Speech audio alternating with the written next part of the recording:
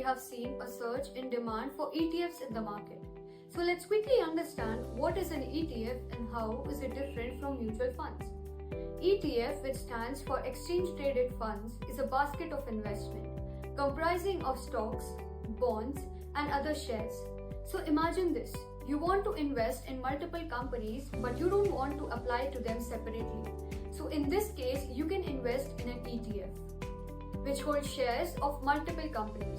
So this way, you get exposure to multiple companies all at once and in a single investment. Let's take an example. So if you invest in a technology ETF, it will have stocks of companies such as Wipro, HCL, and Infosys. So in this sense, you are investing in tech sector as a whole without needing to invest separately in each of the companies. Now let's see what is the major difference between ETF and a mutual fund.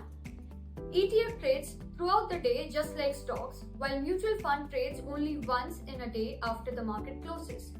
ETF usually provides us with more tax benefits as investors only needs to pay capital gain tax after they sell their shares. Moreover, index tracking ETFs typically cost us less to own than the mutual funds as they are less actively managed and the fee is also lower. Thank you.